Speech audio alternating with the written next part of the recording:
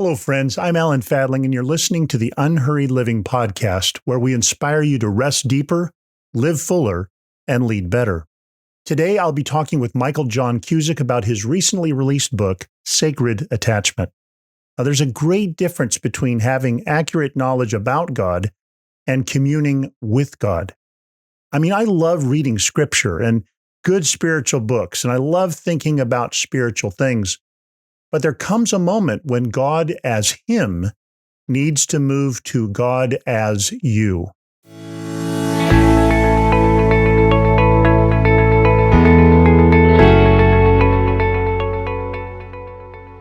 Perhaps you've heard me share the story of a turning point that came for me in my late 20s. I was a full-time college pastor, a full-time seminary student, and a newly married man, and I fear my priorities were in that order. My relationship with God had mostly become a job I did more than a relationship I enjoyed. That wasn't how my journey began, but that's where my journey had taken me at that point.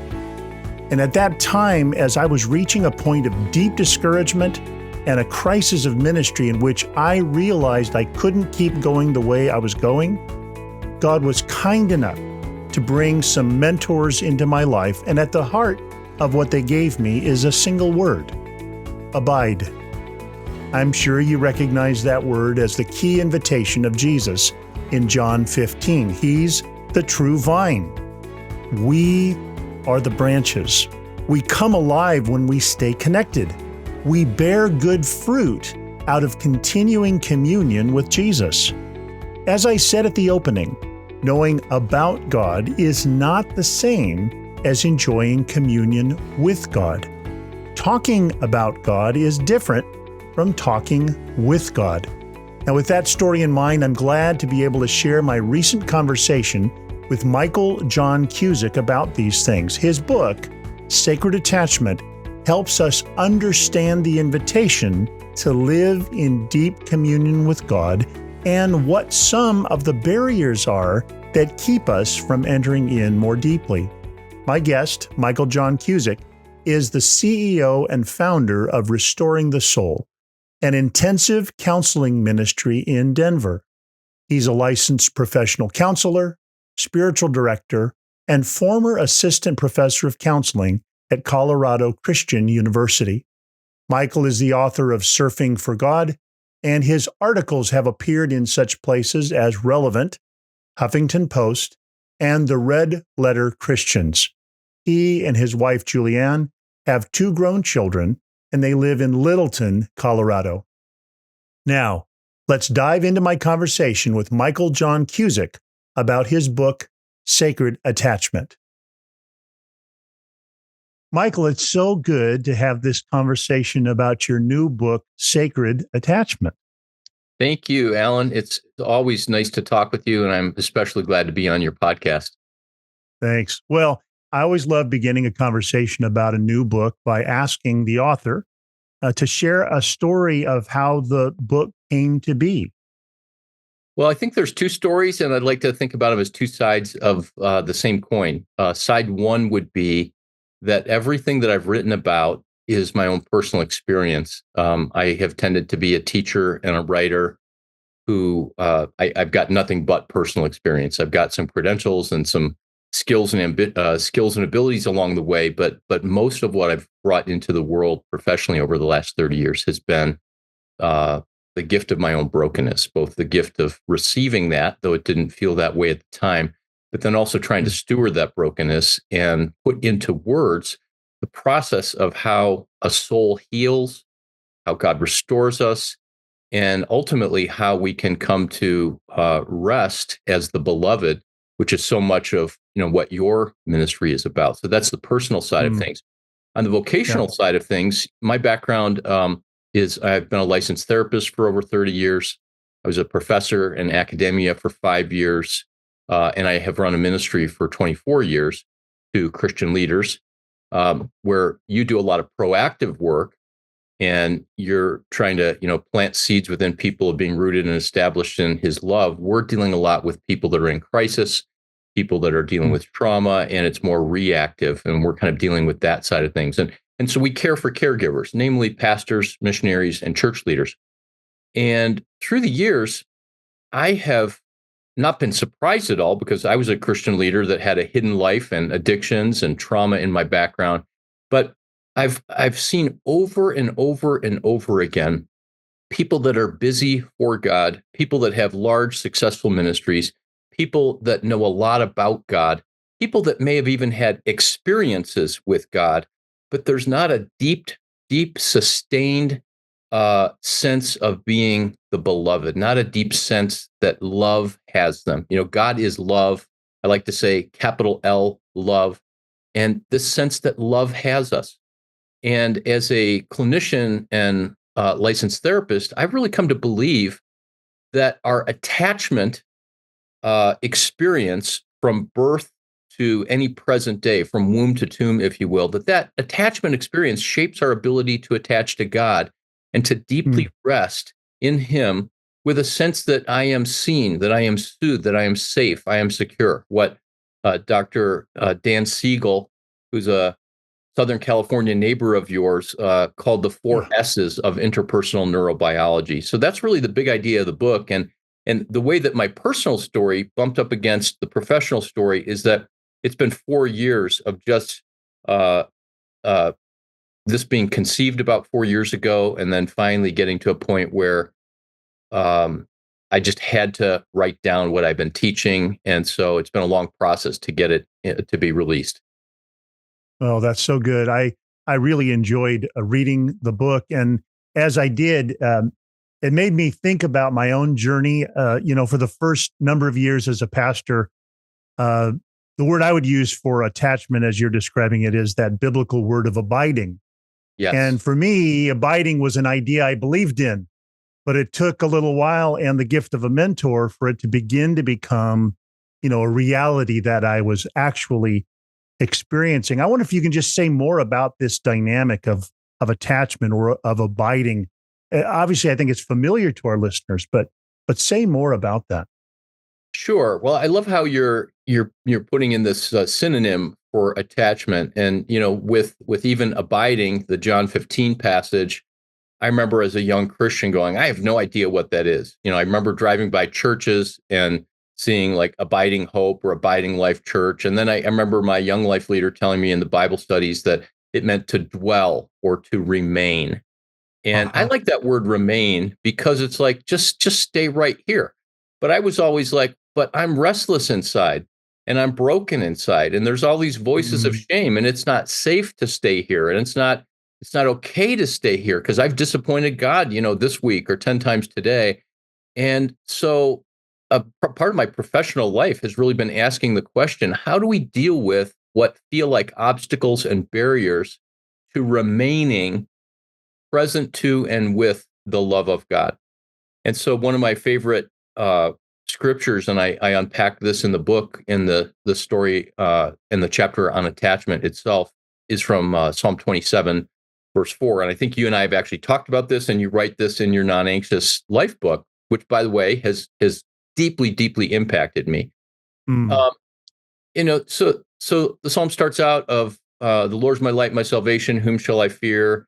Lord is the stronghold of my life, of whom shall I be afraid? And I believe that in my head, but every time I'd read that, and now I've learned to pray those, I'm like, okay, Lord, you're my light, my salvation, whom shall I fear? But I'm terrified, so what do I do? There must be something wrong with me. And then as a young Christian, somebody exposed me to the book, Practicing the Presence of God by Brother Lawrence. And most of your listeners will be familiar with the fact that he wasn't really a monk. He was the dishwasher, but people admired his prayer life to such a degree that they started writing letters, and he started putting those words down. And so I got the book, all the different translations of Practicing the Presence of God. And I was like, I'm screwed. I don't know how to do this. I can't practice God's presence. I just wanted to give up.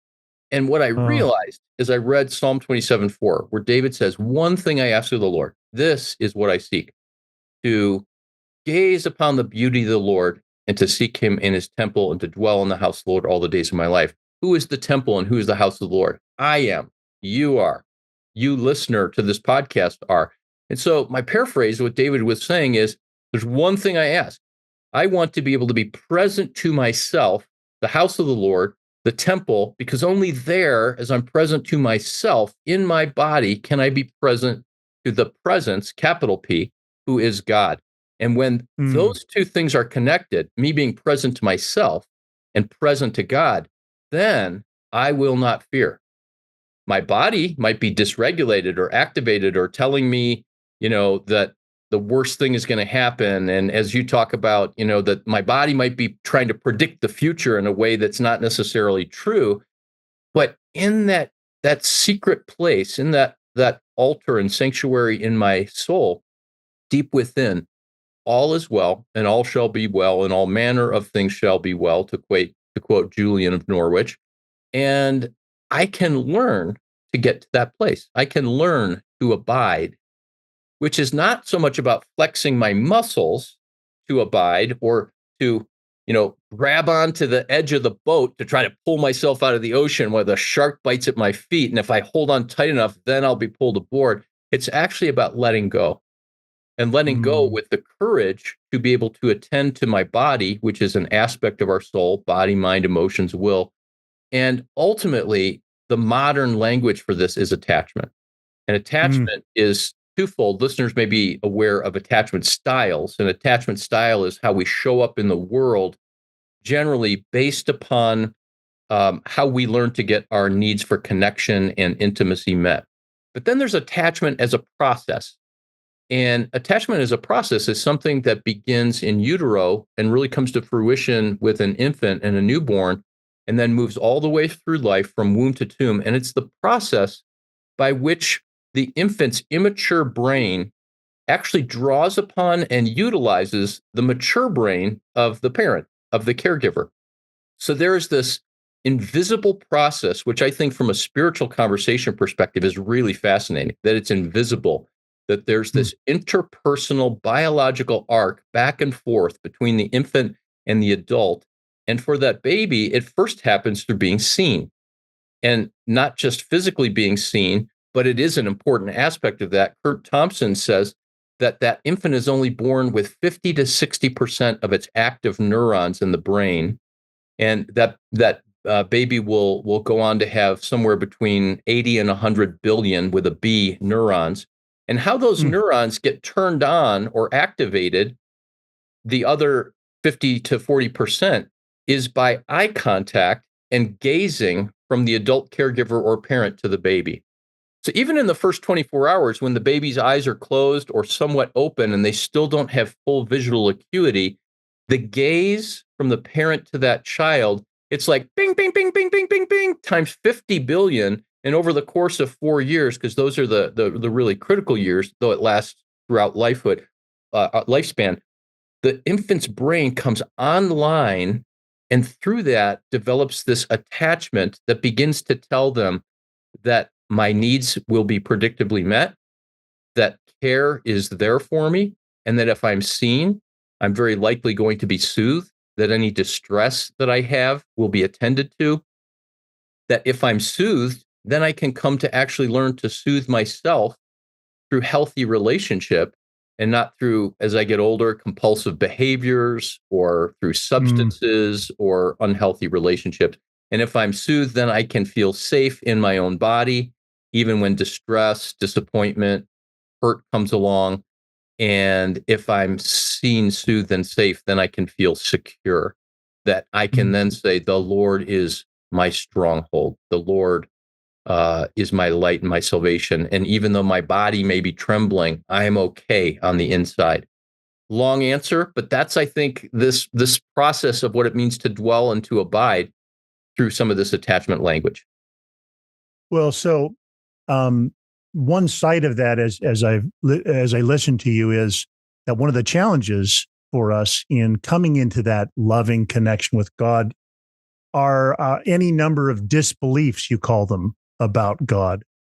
When I read that, I went and picked up my old copy of "Your God is Too Small" and all these images of God that are less than helpful, and none of which invite us much to connect with. Can you say more about some of these disbeliefs or these ideas about God that aren't very inviting and with which we wouldn't really want to connect much?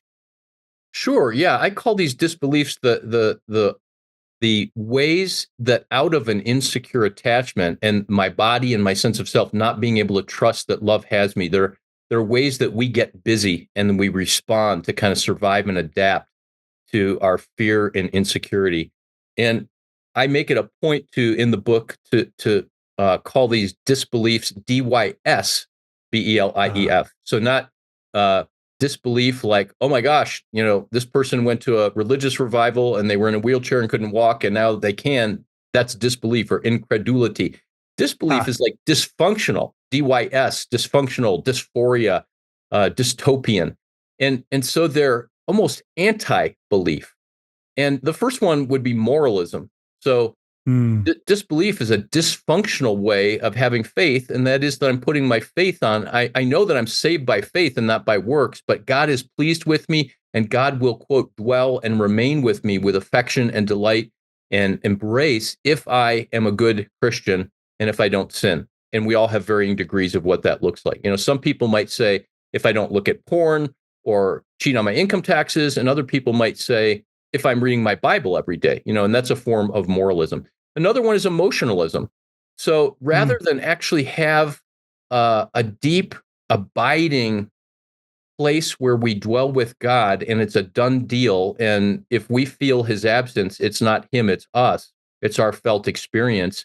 Emotionalism is I will seek an emotional encounter with God. I'll always be looking for the newest worship CD or a bigger, better worship venue, or I'll be looking to have emotional experiences, maybe by attaching myself to sports teams that create a lot of adrenaline inside of me. So it may not even be religious things, but it's looking for big hits of emotion, which then make me feel alive and connected to something bigger than myself. Um, mm, Another one is activism. Now, I grew up with a sister 10 years older than me that has been an activist, and she was a community organizer long before those existed. And she lived in Nicaragua and worked with the poor. So she is all about activism, and she always challenges me on this, that we don't talk yeah. about activism enough. But I'm not talking per se about political activism, but the idea that if I don't feel secure in my relationship with God, then I'll have a cause. I will somehow commit myself to something, and it might be for ending human trafficking, or clean water for people in Africa, or for helping the poor. All amazing things, but those don't necessarily require a sustained, abiding connection with God that actually allows me to overflow into my world. It's more like me standing at the pump and pumping the well, hoping that some water comes out. And all of these isms of disbelief become substitutes for a secure attachment to God, where the branch and the vine are united and connected, and there's life and abundance and joy and fruit that's transmitted back and forth. There's a living, breathing vitality that's there. And then everything that we do ideally emerges from that, and it gets extruded from that, that then brings forth and generates, life and fruit into the world. That's the ideal. And that's, of course, what your ministry is about, right? That being Mm, precedes doing. Um, and, yeah. and that's biologically true as well, from the infant to from adulthood. Absolutely. Oh, that's so good. So these sort of disbeliefs about God are don't help us. Another place of challenge, I think, for us that you highlight is you suggest that our temptations or our struggles, even our addictions, are rooted in misguided attempts to meet our need for, being seen, being soothed, being safe, being secure. You even say sin is basically mishandling our pain. Can you Yes. say more about that? Yeah, people love to jump on that statement. I like to say that wherever I teach, and just because I, Yeah. I think we need to have a depth view of sin, and Yeah. we need to understand more what that really means when we say that we are sinning or that something is a sin. And I like to always qualify. I believe I have a very, very deep hamartiology, or theology of sin, but I like to use different language for it. And the reason why I'm qualified to say that I have a deep theology of sin is that through my adultery and my alcoholism and my various addictions over the years that I've experienced beautiful and miraculous recovery from, I've caused tremendous pain to other people Mm. through my sin. And so that's actually what's driven me to think deeply about it. And so mishandling our pain is, if you go back to the Garden of Eden, that felt sense of separation that Adam and Eve had caused them pain that would have caused them terror. And this can be controversial, but I don't think there's anything there in the Genesis text that suggests that when they ate the fruit that they were separated from God.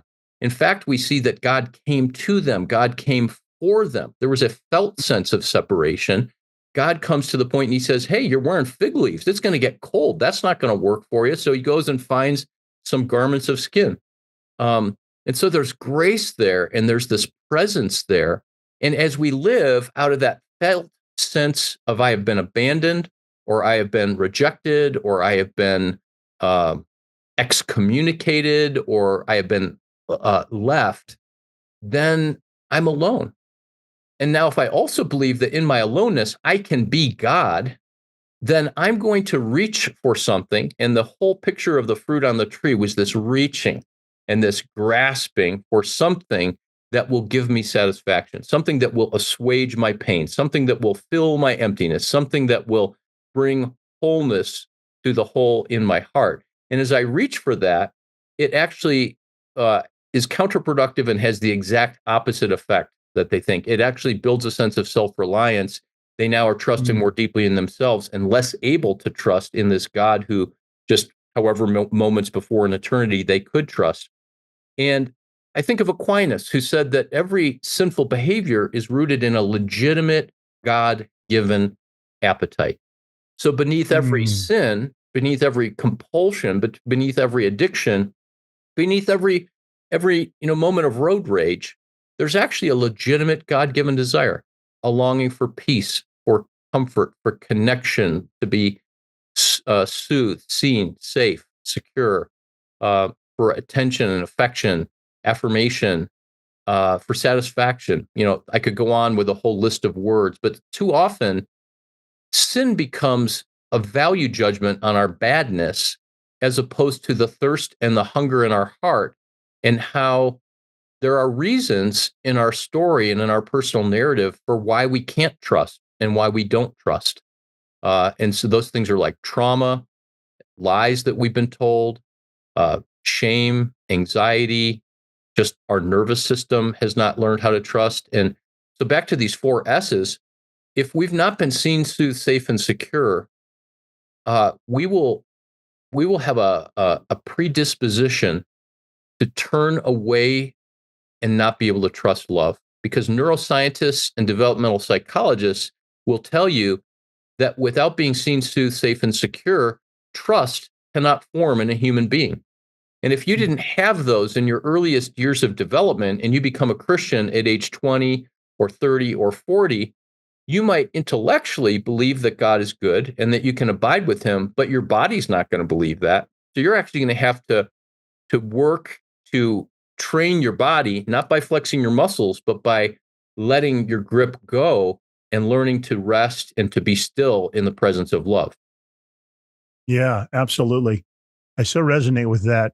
In fact, your language of turning, I really appreciated how you sort of I don't, redefine's not quite the word, but you suggest that instead of talking about a fall, it might be better to talk about a turning, and that really resonated with me. Can you say more about that?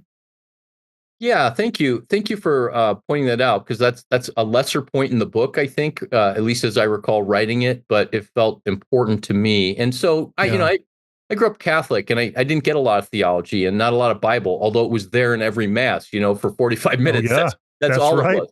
In one sense, I had more scripture as a Catholic kid in Catholic school and mass than a lot of the best Bible teaching Protestant sermons. It's just in a different context. And so when I did have a dramatic encounter with the God that looks like Jesus, and this opportunity to follow him, um,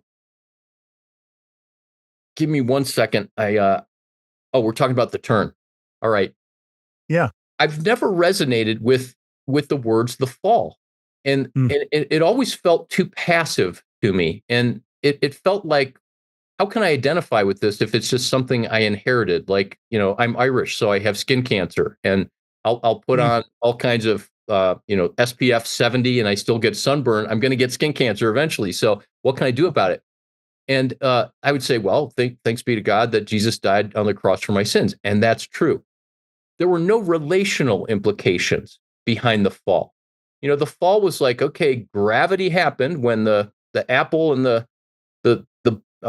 stem separated. Boom, it just happened, and that's it. The turn tells me that I moved, and that there's a reason for that. That reason was based on deception. You can't trust Mm. God. And deception, I can be God. I can be self-sufficient. And that gives me energy within, but it also creates this sense of terror and aloneness that if I can't trust the biggest, best person in the universe, and for a child, that's their parent, then Mm. whoops, I'm on my own. And I either better get busy or I better shut down. I better get really big or I better get really small to be able to manage my life. So for me, the turn ultimately helps in that God is not the one who turned. It's me. And then I think of the analogy, and I didn't include this in the book, but I have a friend that sent me a video not too long ago of skydiving, jumping out of a plane. Not sure why anybody would ever want to do this. Even at younger ages, I never thought that's something I want to do. And Right. and it was a video of them, the GoPro camera on their head and somewhere else, and then the instructor was tethered to them in this harness, clipped in, the instructor's chest pressed up against their back. I'm not sure how many buckles and belts and that kind of thing, but it was almost like they were Velcroed together. And it's interesting, you can't see the instructor in the video. You can only see like this body there, not the face.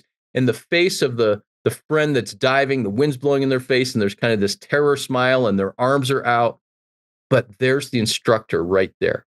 And if that person falling down, at 10,000, 7,000, 3,000 feet would have turned around to look for the instructor, they would not have seen them because that person is so tight behind them and right behind their head. And if they turn the other way, and if then you got to 2,000 feet and start to say, oh my gosh, we're going to, the chute's not opening, but if they could take their elbow back like this, they'd go, oh, there's somebody there. And that's how God is with us. And when I think Mm. about the turn, all I need to do is to be aware that I don't even have to look over my shoulder, because chances are I might not see God in my times of anxiety, but to develop an awareness and an attentiveness to what's actually true. That instructor and my friend were tethered together so closely. That's what allowed for the safety. That's what allowed for the chute to be deployed in this unnatural thing of dropping out of a plane at 15,000 feet. And that's what allowed for there to ultimately be a soft landing in the midst of terrifying consequences. And that's how God is with us. Where can we Mm. go from his spirit? Where can we flee from his presence? Before a word is on our tongue, he knows it completely. And this God doesn't look at us and say, we're sinners, sinners, sinners. He says, I knit you together in your mother's womb, and I created your inmost being, and you are fearfully and wonderfully made. All my works are wonderful. You are wonderful. You are good. It is well. Before I formed you, I knew you and I set you apart. That's a very different picture of than the fall, where something happened and our state was so lowered. And now, only because of Jesus, does God somehow tolerate us? Well, it's never been a matter of toleration, because God he does not just is loving, but he is love. He's the embodiment of love. And so that subtle shift in language just creates a whole new experience for me, that even as I'm talking with you about this, it feels kind of visceral every time I think about Uh, the parachute skydiving thing. I can imagine. Well, yeah, so as I'm listening to you, and then a little later in the book, you mention a few sort of what I would call triads about human development. You talk about Walter Brueggemann's insight in his commentary or his comments about the Psalms, that there's this orientation and then this disorientation and then a new orientation. Or you mentioned Richard Rohr's order, disorder, reorder, or you mentioned a former pastor who had thrive, dive, revive. I kind of Yeah, like that yeah. one. Oh my goodness. But say more about that pattern, because I think we like the order that we're what we think is order anyway, where we are. And we're not very drawn to disorder. We're not very drawn to disoriented. We're certainly not interested in dive, to go back to your skydiving, illustration. Say more about that triad, that pattern of development. Yeah, well, I think it's interesting, and again, thank you for reading the book enough to know that there's different ways of describing that. And I originally came across Brueggemann and then Rohr, and so that truth is spoken by different people with different perspectives. And I like to call whoever says that, I call it the rhythm of the kingdom. And it's Mm, just this rhythm of reality that we don't just see in the Psalms, as Brueggemann talked about. We see it in the life of Jesus. We see it in the teaching of Jesus. And we see it in our own lives. Our own sensibilities go, yeah, that's my life. And interestingly, I wrote this book for I've often said that I wrote it for my son, who's 26 years old and grew up in a Christian family and accepted Jesus, but who now would not say that he's a Christian, and he practices mm, Buddhist practices. And if he were on this podcast, I'm not sure what he would say he believes, but does not identify as a Christian. And I wrote it for him and people like him, particularly his generation, who their experience has more been the disorder, the disorientation, the dive.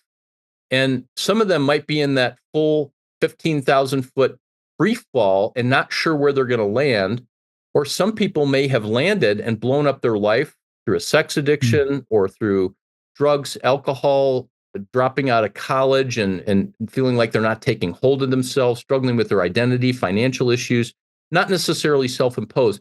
But it seems to me that the younger generations are either in the disorder, the dive, or the disorientation, or they're much more comfortable being there than, let's say, your generation and mine, because Yeah. we grew up with possibility and with the reality that the future's always going to be better, right? We're baby boomers. I'm the last year of the baby boom, and the mantra of the baby boom was we are going to make a better life in this world and for our families, and that's a good thing.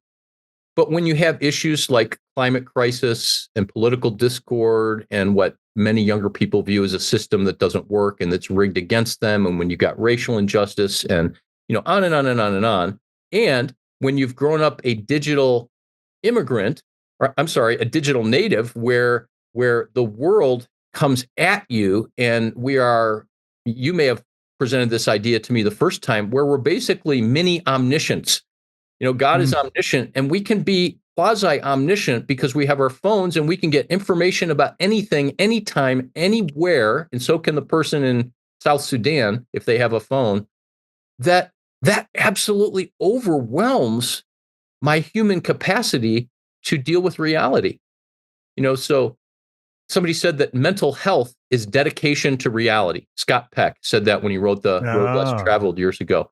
Jesus said the same thing, and Peck was probably taking Jesus' idea that the truth sets us free, right? But there's a time and a place to have too much truth, too much reality. And that's one mm, reason why smartphones and media and technology, and you and I have joked about, I have 7 different Apple devices, 2 different Apple watches, and maybe someday uh, I'll repent and stop getting the latest, greatest thing, but it's too much reality coming at me. I was never intended to be exposed to that. And therefore, I think because I have a lot of abuse and trauma in my story, I identify sometimes with the generation that goes, life really is disorder and disorientation. So to give language for this rhythm of the kingdom, that none of these stages, and particularly disorder and disorientation, are not a barrier to the life we want. They're not a barrier to being embraced and loved by God. Our brokenness is not a barrier, it's the bridge.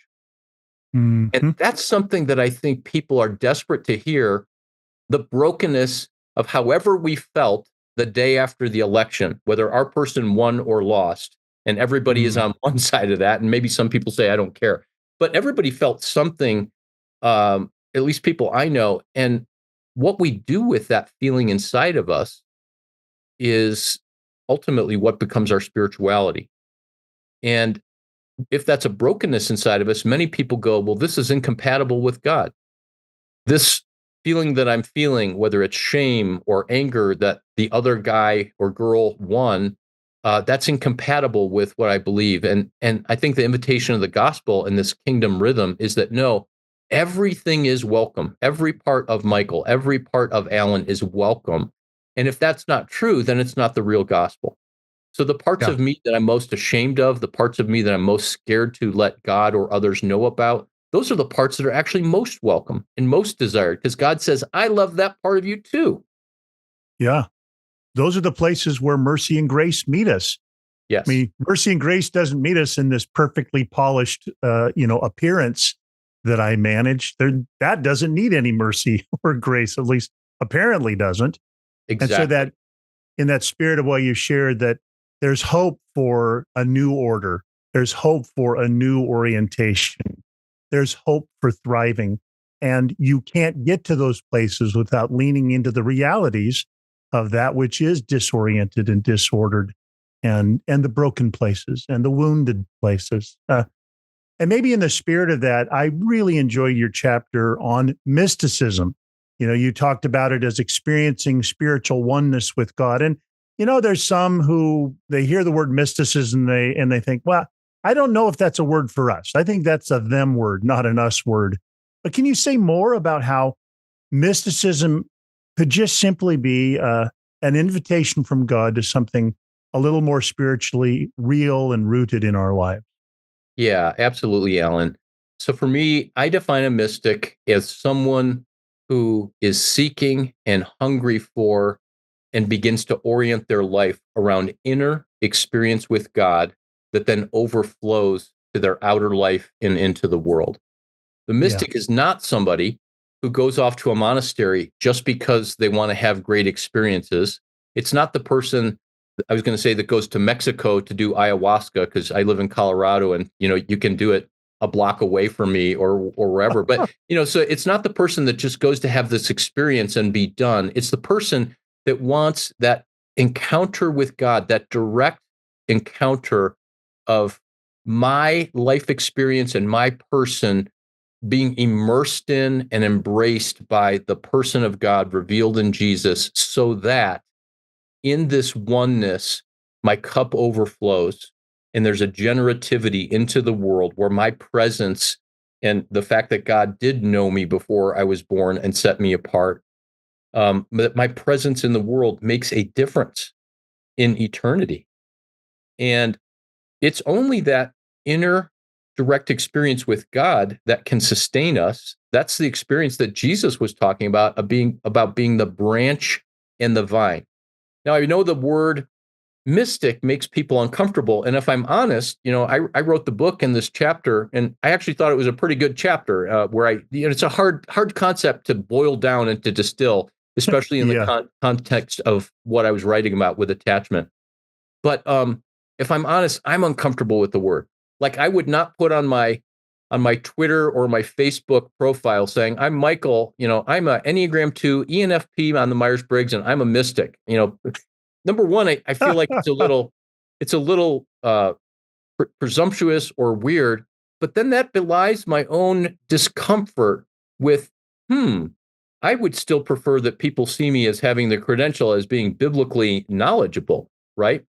But I would Yeah. take a homeless, legless veteran who used to be right outside my office at Hamden and Wadsworth in Lakewood, Colorado. This man had no legs and he sat in a wheelchair and he begged for money. And this would have been about 15 years ago. His name was Robert. And Mm. my daughter and I and my son and my wife went to meet Robert one day. We got out of our car and we walked up to the corner, and he had moved away from the corner, was sitting under this bridge. And we walked up to him with some sandwiches and some cookies and some water and a blanket. And he started crying. And Mm. he said, "Will you pray for me?" This guy was a believer. Like, I just wanted to write him off as this mentally ill, drunk, down on his luck guy. And of course, he had no legs. So and it was this profound, beautiful moment, Alan, where he said, will you pray for me? And my daughter, I think she would have been about 7 at the time. She said, Daddy, can I pray Psalm 23? And we Mm. just had memorized this. And so, she says to Robert before I pray, she goes, the Lord is my shepherd. I shall not be in want. And she walked through it, and she would always make some of the words kind of misspeak them. It was kind of cute. He just starts weeping. This man Oh, with no goodness. legs in the chair starts weeping. And then he looks up at us. And I'm telling you, Alan, I felt like I was looking into the face of Jesus. And Mm. I would say that it was an utterly mystical experience, but it was right out of Matthew. Whatever you do to the least of these, you've done it unto me. If you go to those who are sick and care for them, if you go to those that are unclothed and clothe them, if you feed the ones who are hungry, if you go to the prisons and visit them, you're doing that unto me. And for those of us that say, I take scripture literally, and so I would say, do we take that literally? Do we Take dare that to one take that literally. literally so that if I go to the prison today and I visit a murderer or a rapist or a guy that, maybe has a DUI, that I'm looking into the face of Jesus? I'll let Mm. your listeners decide that one, but that's mystical. And so the scriptures, because so much of it is story and so much of it are not concepts and propositions that we're just to understand logically, but we're actually to understand them in our heart and to see with the eyes of our heart, which in Ephesians 1:18, Paul says, here's my prayer for you, Ephesians, out of these 4 beautiful prayers.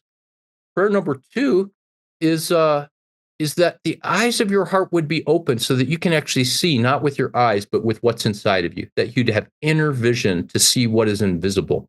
And in that moment with Robert, God parted, the thin veil between here and now. And we learned several months later that Robert died, probably from diabetic coma. And for Oh, years, there was a rock that somebody painted at the corner that I drive by every day on my way home, and I think of him. Um, so we must become mystics in order to see reality, in order to yes. see beyond the pages of the Bible, but to see the way that God reveals himself through things that are broken, things that are meek, things that are unfavorable or seemingly unfavorable. So those are Yeah. some thoughts on mysticism, and it makes people very uncomfortable. One of my points was Yeah. this makes the church uncomfortable. But I remember I was so privileged to have a conversation with Eugene Peterson many years ago. I was writing for a journal that we looked at the intersection of art and faith. And when he was at Regent, he did so much work and so many of his colleagues around the arts story. So I asked him what I thought were these very profound questions. And I said, why is it important to integrate the arts into spirituality and seminary education? And he just looked at me like with great kindness, but like, why would you ask such a silly question? And he said, Michael, we're dealing with the invisible. Everything we deal with is the invisible. So of course we need imagination and mysticism. And of course, Jesus himself spoke about that the mysteries of the kingdom, the secrets of the kingdom have been made known to us. And when we Yeah. understand some of those big realities of the kingdom, like the kingdom is open to anybody who wants it, and the king is Jesus, and he's a good king, and he's a king that doesn't really wear a crown, and that he's a king who washes feet. When we understand those secrets of the kingdom or those mysteries, then it continues to unfold and open up all kinds of other mysteries because we realize we don't have to earn, acquire, or attain this loving, secure attachment where God's affection and affirmation and acceptance and embrace is always there, whether we've earned it or not, whether we feel it there or not. It's something that we can fall back into. Yeah. I love the idea that mysticism is just a way of talking, at least in part, about what does it look like for faith to be real, Yes. for this life with God to actually be not something about God or for God, but something more like with God or in God. And that's what I'm hungry for. I think that's what most folks who decide to live a life of faith are longing for, but may not know their way to. So, as we close our conversation about your book, a couple ideas. One, and how can people find out more about your work these days? Can I first ask you a question? Okay. Okay, you were so kind to write a endorsement for Surfing for God, and that's inside the book, and it's on Amazon. And one of the things you said there was that you felt known when you read the book, and Yes. for some reason that feels important for me to hear today. Like, how did the book make you feel known? Because I think that's a high compliment when I read that. Yeah. I think what I would say is, as I read facets of your story and I read stories from your work, it just felt like a lot of intersections, like my own journey of recovery or my own journey of healing, Mm. like learning that grace was not just a theological category, but it was a description or an experience of how God's treating me, that God longs to be gracious with me. Mhm. God has an absolute bias for mercy and grace. And my own, growing up years and some early faith experiences that painted a picture of God that you would not want to be connected with at all. Mm. Like all of that has been a part of my story of recovery. And all of that has been, in some ways, recovering my initial moments of faith with God as a teenager. Mm. I then went into ministry, and life with God became a thing for God, a job I was doing for God. God was my boss, not my friend or my father. Like all those things are part of my story. And I just found lots of intersection points with yours. Thank you for that. Yeah. Well, tell me again, the question I raised for you was, how could people find out more about your work these days? You bet. The organization that I run and founded 23 years ago is Restoring the Soul. We are an organization that cares for caregivers by helping people get unstuck from the places of pain and trauma that they're in. And we do 2-week intensive counseling programs that is integrated clinical soul care. So cutting edge clinical Mm, work and therapy with contemplative soul care and spirituality and spiritual formation that I would like to think everybody does, but it's something that over the last 30 years, I've done a lot of hard work and thinking of being able to offer people a pretty seamless blend of deep pastoral care of the soul that is very, very grace and mercy and arms wide open oriented with really understanding some of the more complex therapeutic clinical issues. And so restoringthesoul.com. We also have a podcast, Restoring the Soul, and just delighted for people to pre-order the book or to buy on Amazon or wherever fine books are sold online. January sure. 7th is the release date. Wonderful. Let me just ask you to finish our conversation. If you would, just share a word of encouragement or maybe an invitation to a very practical next step that our listeners could take in response to this conversation we've had today. Thank you. I think the thing that's on my heart, it's feels like there's maybe listeners that need to hear again this idea that wherever it feels like there's failure in your life, a sense of not measuring up in your life, wherever it feels like there's a gap between where you want to be and where you actually are, it's in that space, it's in that gap that I call a delta, because in science the Greek triangle is the symbol for a delta, which is the distance or the space between the goal and the outcome. It's the space between. And so that delta spiritually often feels like inadequacy or failure or lack, or I've not done enough, or simply just pain. But delta also has another word, and that word is like the delta of the Mississippi, where the brackish non-salt water comes into flow with the ocean salt water at that delta, and something new is there. It's a water Mm, that's a blending together of those seemingly contradictory things. And so if the gospel is real, it's in that delta, that space where there's pain or distance or disillusionment or even despair. It's in that space that is not the barrier, it's the bridge. It's the place where God wants to meet us. And the good news is that we don't have to we don't have to acquire or attain. We don't have to flex our muscles. We simply exhale, we relax, we trust, we rest in that space that we are held like an infant who, with a good caregiver, is seen, soothed, safe, and secure.